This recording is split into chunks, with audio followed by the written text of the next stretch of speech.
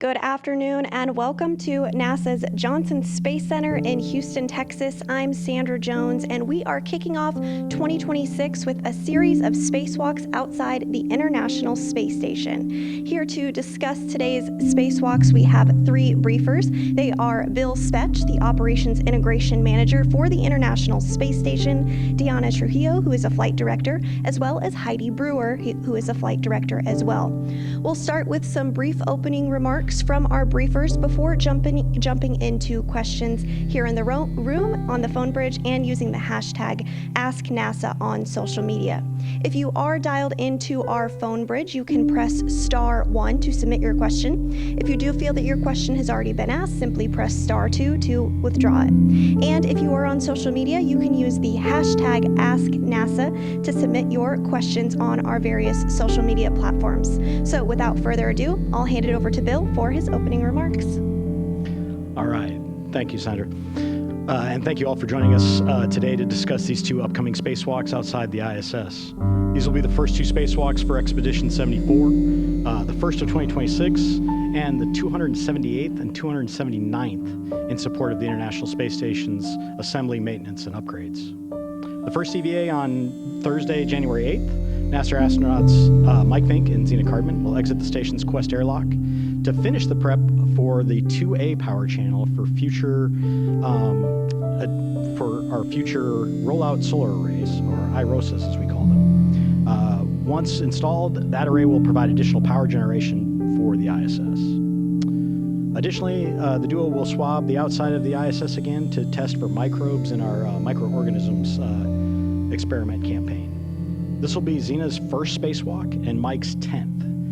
Mike will become the 6th U.S. astronaut with 10 spacewalks done.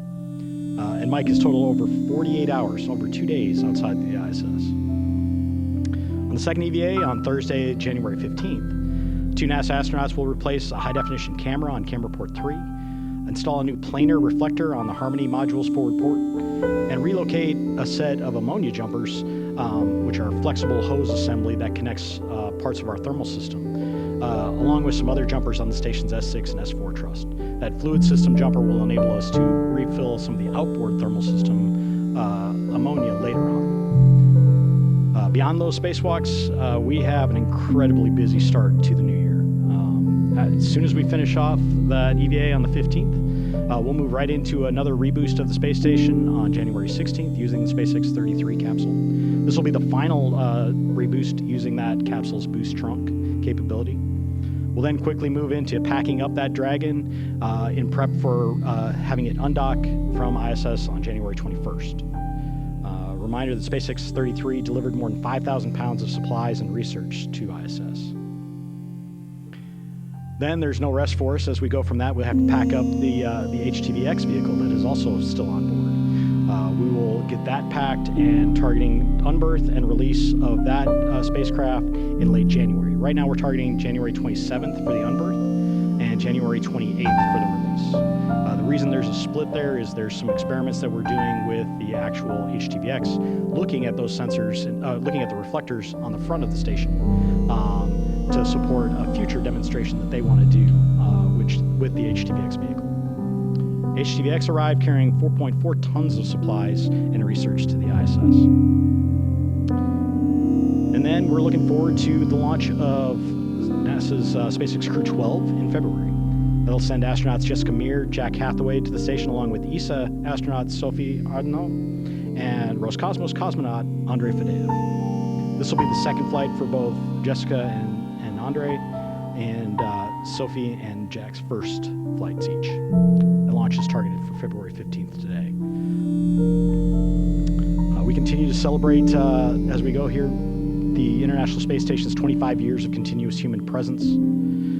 We're advancing scientific knowledge and demonstrating new technologies that enable us to prepare for human exploration of the moon as we prepare for Mars. The station's design requires humans living on board to maintain, operate, and upgrade it. So these commercial crew missions that come up, as we talked about with that, are very important to the mission. As you can see, we have to do some maintenance outside too, so we'll be going out and doing some spacewalks. Given the proximity of the holidays, I want to send a special thank you to the entire team that supported the development work associated with these spacewalks, all the preparation work that has gone into it. As a Much of that occurred over the holiday season, and the team's dedication always amazes me, and we are ready to go for these upcoming spacewalks. For more details, I'll hand it over to our flight directors for the first EVA, Deanna. Great, thank you, Bill. Today I'm going to talk to you guys about EVA 94. As Bill just said, we are very grateful and very excited to be doing this EVA, and grateful to the team who has been working so hard to get us to this stage through the holidays. We will start with the team, so we could please go ahead and cue up the slide. Okay, our first slide will be the team as you can see it here. We got Farouk will be our EVA flight controller lead. At the same time, we have two of our astronauts. The first astronaut going out, which is with the red stripes, is Mike, just as Bill mentioned. And then Zena will be our second astronaut. If we can please go ahead and, perfect, thank you. So there he goes, you got the pictures of them. Let's go for the next slide, please. And the next slide, please. Okay, so to talk about really what we're going to do here, if you can cue the next one as well. Excellent, thank you. All right, so if we look at the station itself and we take a giant step back, the location where we're gonna go do these activities today, actually on January 8th, is on the 2 Alpha area, which is the port side of the space station. So we're gonna come out of the airlock and we're gonna translate to the 2 Alpha port side of the station where we will go over a few items. One of them is our primary activities, the modification kit, which, as Bill mentioned, is a structure that's going to be holding the solar arrays themselves. We will also have, perfect, that's a slide where you can see the modification kit. What we're going to do with the modification kit here is we're going to put 3 of the struts, the color struts that you see, the blue, the red, and the green one. As we are assembling that, it will take us about 4 hours and a half to complete that activity in a nominal case. And then after that, one of our astronauts, in this case Mike, will move to another activity, which it will be a jumper cable activity. The jumper cable activity will be an installation that we're going to have to increase our redundancy on our power system. In addition to that, that's great, that's a good image. So as you can see on the right side of the station, there's a few activities that are listed there. 2 Alpha mud kit on the right side of the image, then you will see the DDCU cable, which is the second ellipse in the image, and then after that, you'll see that Zena will be also working in parallel to Mike on the torque resets. What that means really is that Zena is going to go to the boxes that you see in here on the bigger ellipse. She's going to undo the torque of a few boxes that we have in there, which are our battery boxes, and then redo the torque at a lower value. The intent there with that is to position us put us into an advantaged position so that in the future, if needed, robotic operations can come in and remove the boxes. By her changing the torque value, it will enable those operations. Once we complete everything in the port side, what we're going to do then is to now return to the airlock. At the airlock itself, we will be doing 5 samples of the microorganisms. So let's go over that. Thanks for putting that up.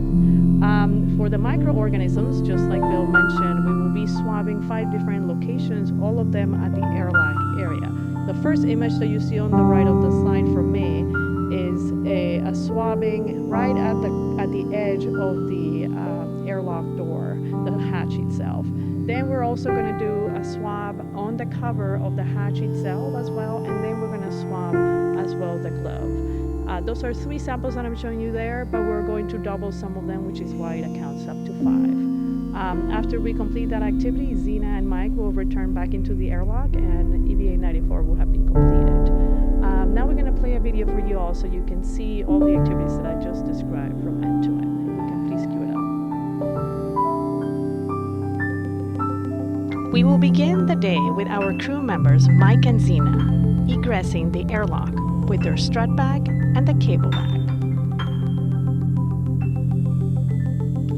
Both crew members will translate to the port side of the station, where most of the EVA work sites are located for the day.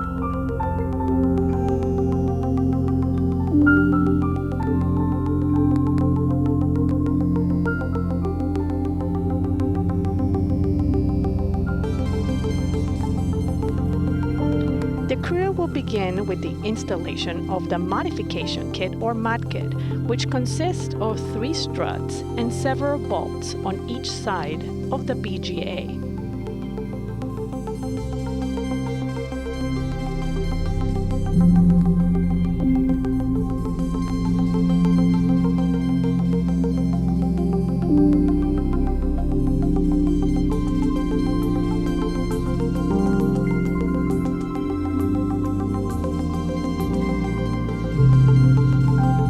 Once the mud kit is completed, Mike will proceed to installing a jumper cable between 2 sets of direct current converter units to provide additional redundancy on the system. In parallel to that activity, Zena will translate to the port solar array and take pictures of the race ring to capture its current state.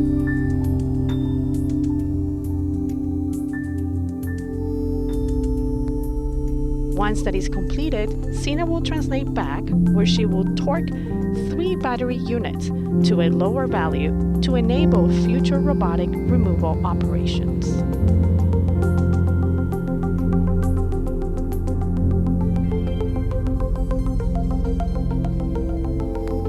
To conclude our EVA, both crew members will translate back to the airlock, and right before they ingress, Zena will collect 5 samples of the nearby surfaces in support of the microorganisms activity.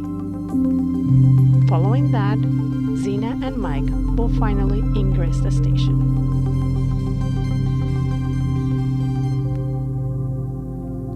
And this will conclude our EVA number 94.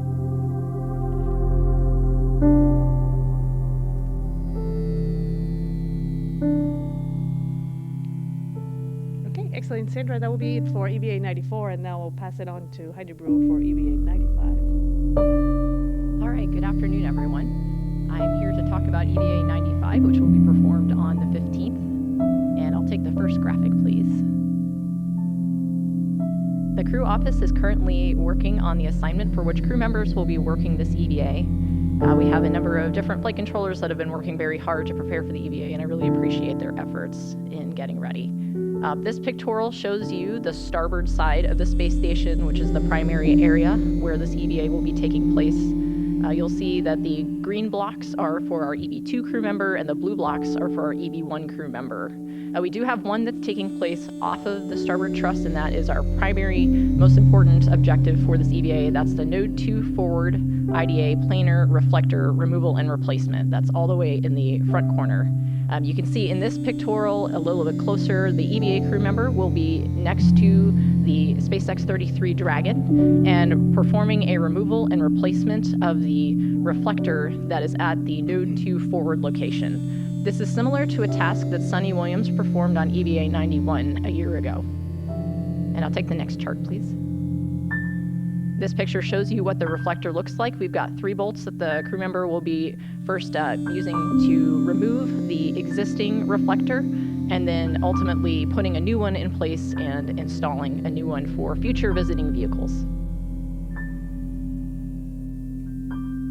Moving on to our additional activities for this EVA, we have thermal jumper relocation and power jumper installations. For the thermal jumper relocation, you can see the image at the bottom shows 3 different relocations of jumpers for jumpers that will be installed for upcoming EVA tasks. And this, as Bill mentioned, is in support of performing a refill of the photovoltaic thermal control system 1 Bravo radiator. That will be taking place at a future EVA, TBD on timeline for that. And then the images, the top left and right, are showing the 2 power jumpers that will be installed at the S4 and S6 locations. Very similar to the task that Deanna explained in her EVA, this will be providing additional power redundancy for our primary power system by connecting DC to DC converter units together in order to provide additional power support. And then this additional pictorial shows the alpha magnetic spectrometer wake radiator. We'll have a crew member go out to the wake radiator and perform a retorque. If you can see the blue box at the bottom of that image, that shows the area where these fasteners will be retorqued. 46 of them will be retightened in support of additional thermal management for the AMS. And then this image shows our HD camera that is at camera port 3. So that it's the box that is to the rightmost of the image. There's actually a standard definition camera nestled in there, and then the HD camera is the box that's all the way to the right. That's the unit that will be replaced on this EVA for us to have additional HD views coming from the camera port 3 location. And at this time, we're going to bring up the video to show all of these events in sequence.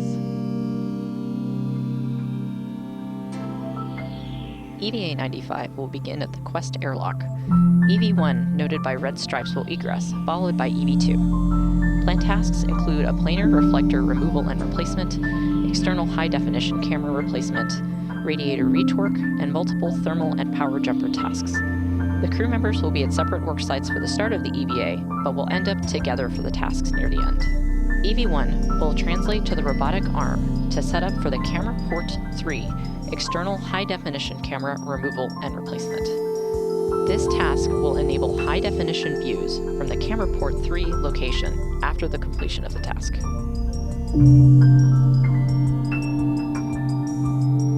Meanwhile, EV2 will begin translating to the Node 2 forward port for the planar reflector removal and replacement. This is the highest priority task for EVA 95.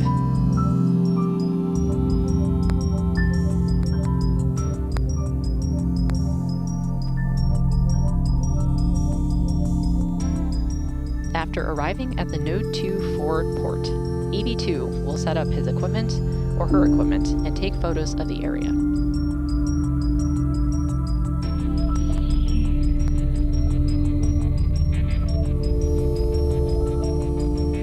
EV2 will then remove the existing planar reflector and install the new one. This task is similar to what NASA astronaut Sonny Williams performed on US EVA 91 at the Node 2 Zenith port. The reflector is held in place with 3 bolts.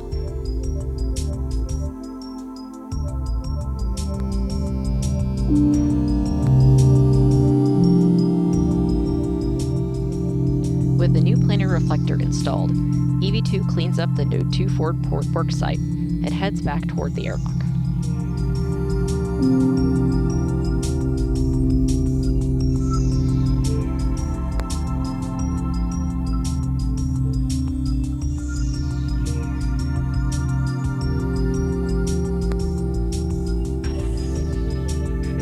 Over to EV1. Our crew member is now at camera port 3 worksite and is setting up equipment.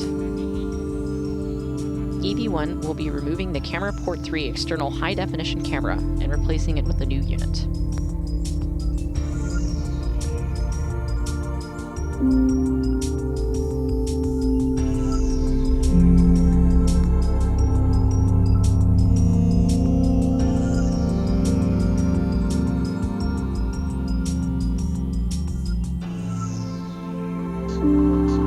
With the camera replacement complete, EV1 returns to the airlock to stow the old camera.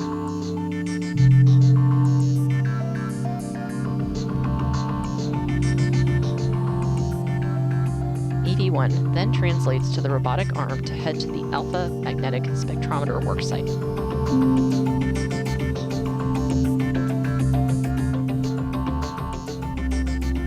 Back over to EV2. EV2 is retrieving the early ammonia servicer jumper from the Zenith airlock and translating to the S6 worksite.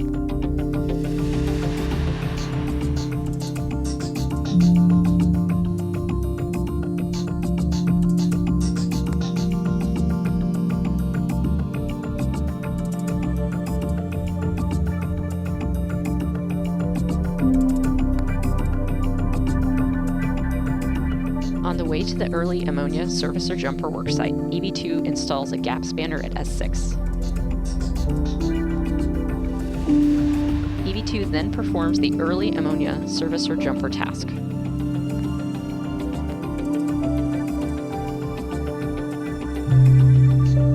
And back over to EV1, who's on the robotic arm, maneuvering to the Alpha Magnetic Spectrometer. EV1 is retorquing 46 bolts on the Alpha Magnetic Spectrometer wake radiator.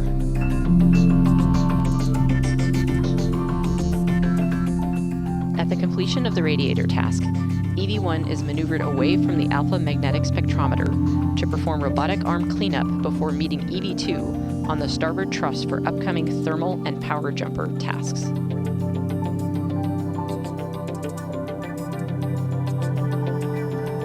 Back to EV-2. With the early ammonia servicer jumper task complete, EV-2 moves along to perform the S6 DC to DC converter unit jumper install. This task will increase primary power system fault tolerance. And with EV-1 is now translating outboard to the S5, S6 truss.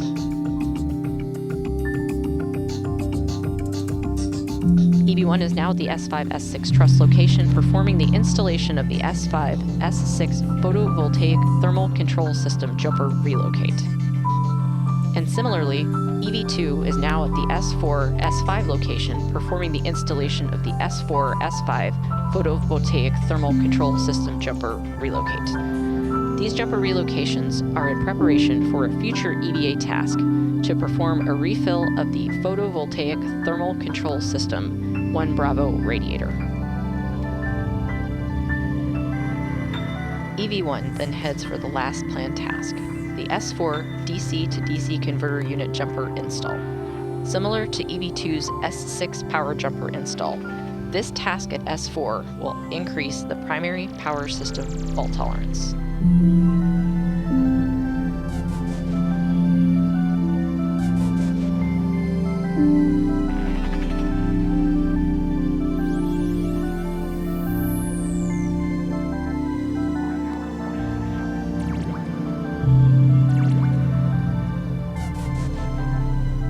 With the planned tasks complete, EV-1 and EV-2 now translate back to the Quest airlock for a successful completion of EVA 95.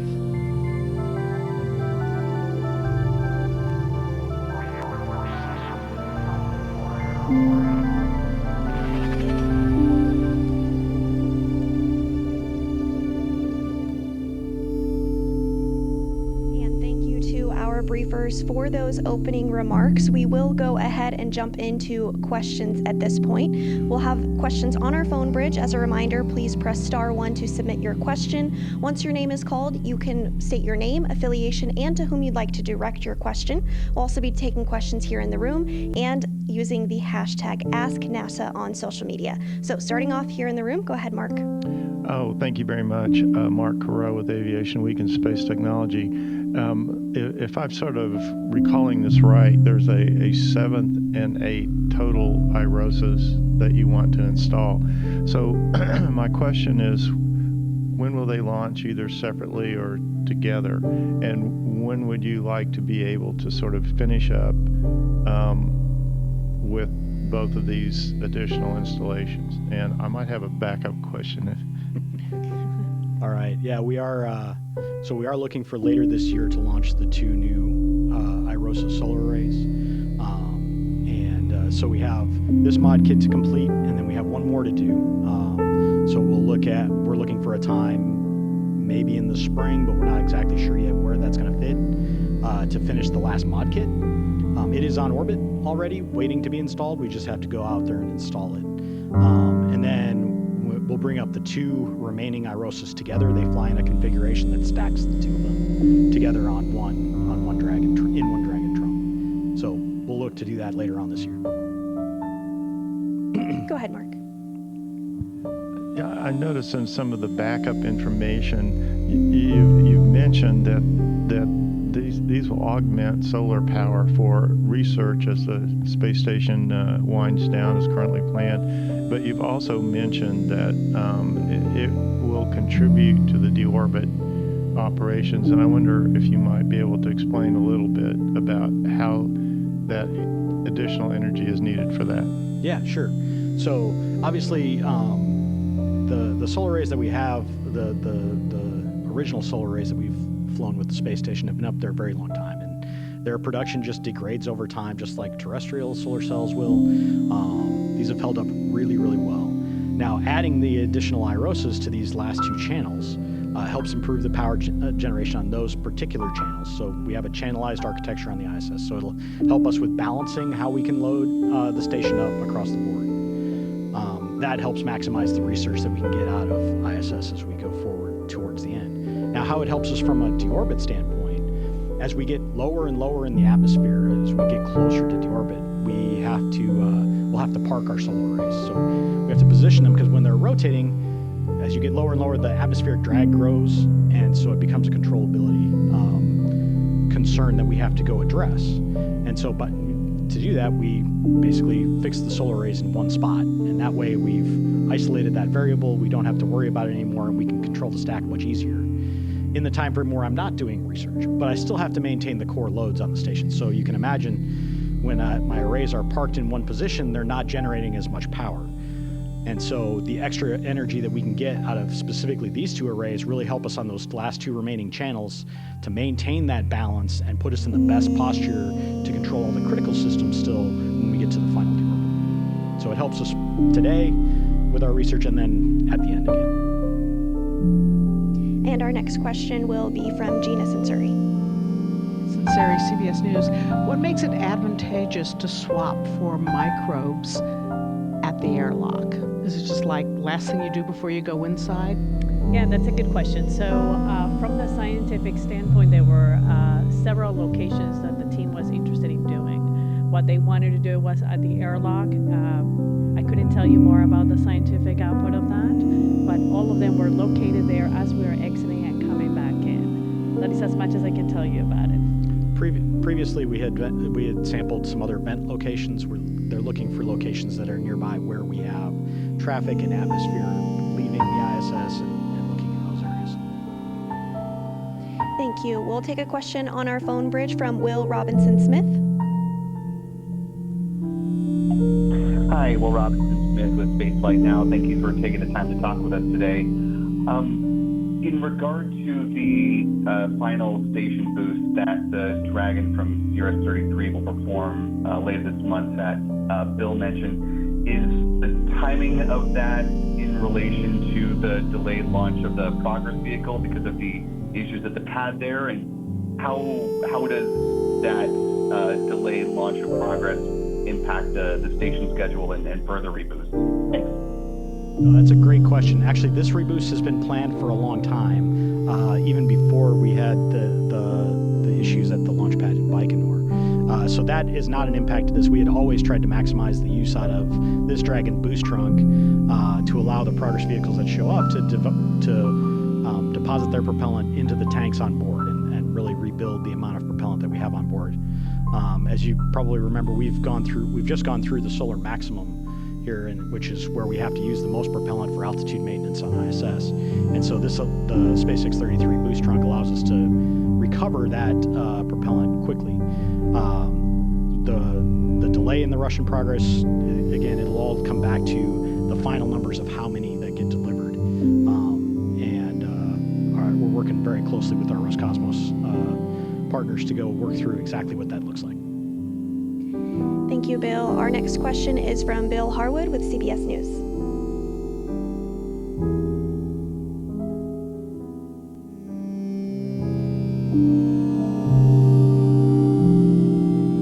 You're talking, we're not able to hear you. Well, I'd have to unmute, wouldn't I? There you go. Bill Harwood, CBS. Two quick questions for me. The retro reflector that's being swapped out, is there something wrong with it? I mean, has it got thruster residue on it or something that's making it less efficient?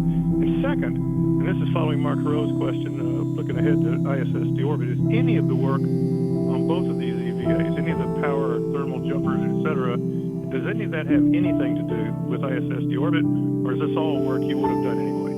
Thanks.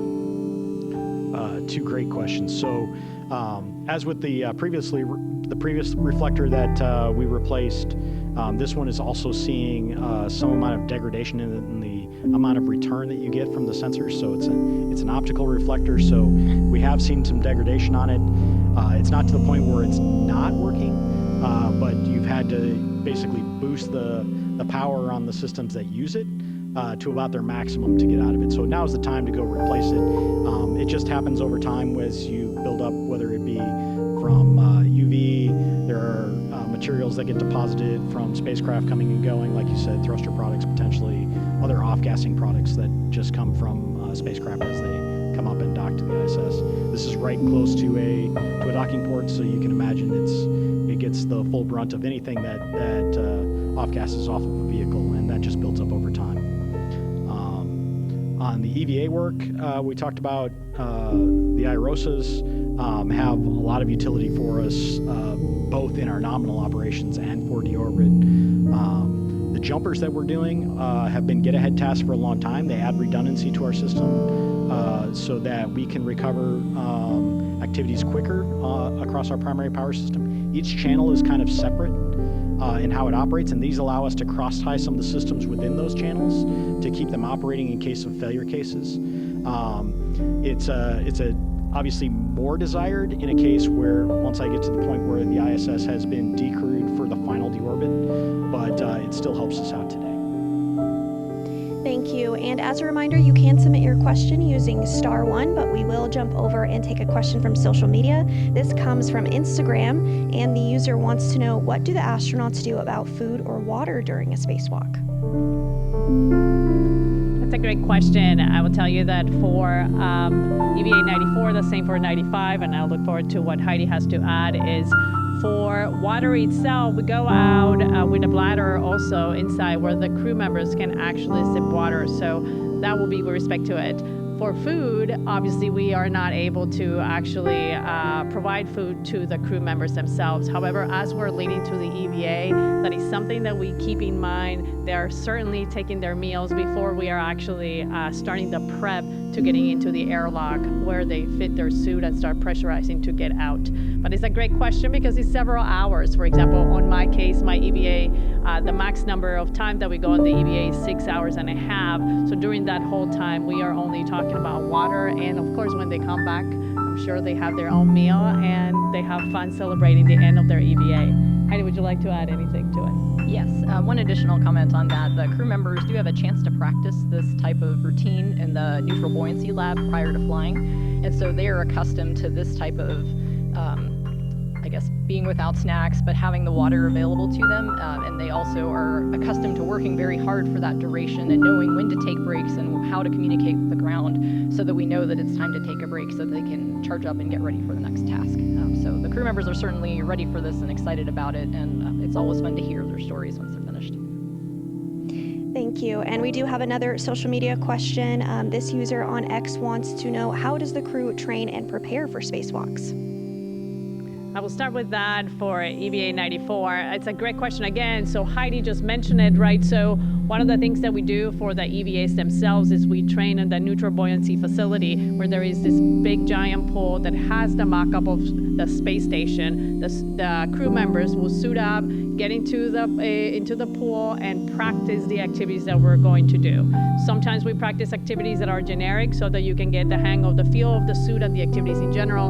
And in our specific case, when the EVA gets assigned, then now we practice the actual activity that we're going to do with different crew members also, so we can see it from different angles and include the fact that we're talking about different humans and different instances. So that's one aspect of it. The other aspect is if the crew members get assigned the EVA and they're already in space and we actually haven't done the preparation with the pool itself with that specific or that pair of individuals, then we also add to their training by sending them all the material, by sitting down with them and doing the training together, walking them through the task. We uplink all of the procedures, the videos, and so as a team from the ground on space, we work together to make sure that we understand what the coordinated motions are going to be for the EVA. In addition to that, we also do training with the tools, for example. So the crew members pack their own tools, and you start getting the feel for how the tools themselves are going to behave and what the feel is of the tool itself when you're doing the activity. For the 2 Alpha mud kit, and I'm sure Heidi had also her familiarization activities. For us, we took the struts for the mud kit that I mentioned earlier, and we did a pre-build of those struts so that the crew member will understand how much force you're putting in, how does it come together, and what the expectation is as it goes.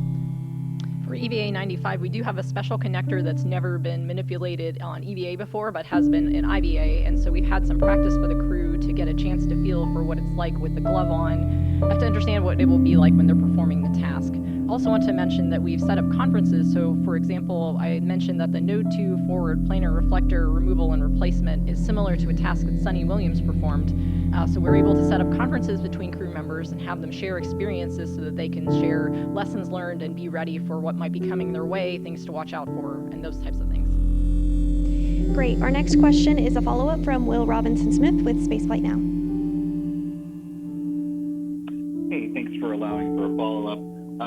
Question to Phil again. Can you provide an update on the status of the health of the spacesuits, how they're doing right now, and their ability to perform as necessary for the remaining life of the station? If there's any plan for the currently in development Axiom suits to be used on a later date for a future spacewalk before station retirement? Thanks. That's a great question. The suit fleet, we continuously monitor it, and we continuously work to refurbish the suits. As you know, we have 4 on orbit today. We try to maintain 4 on orbit, but we cycle through them, and so they come down and they get refurbished and they get sent back up again. And so and then we do a lot of maintenance on board to check the health of the suits. The suits that we have going out the door are in great shape. Everything that we have on board looks really good. We conduct a large review before EVA, looking back at the history of those suits, any performance that we've seen in any of the maintenance activities, and so we continuously check that. As well as the teams here on the ground are always working the logistics of all the different parts that we need for the spacesuits. So we're continuing watching that and working through it all the way to the end. Right now, there's no plans for an Axiom suit to go do an EVA on ISS, but we'll see what the future brings. But today, we've got the suits that we've got, and we're working through the rest of ISS with those, and we have a great plan to kind of keep those up and running and monitor the health as we go. Thank you. And it does appear that those are all the questions that we have received today. So our coverage of Thursday's spacewalk will begin at 6:30 a.m. Eastern. You can watch on NASA Plus, Amazon, and YouTube. We do hope that you'll tune in and follow along for this spacewalk. But for today, that will do it for us here at Johnson. Thank you.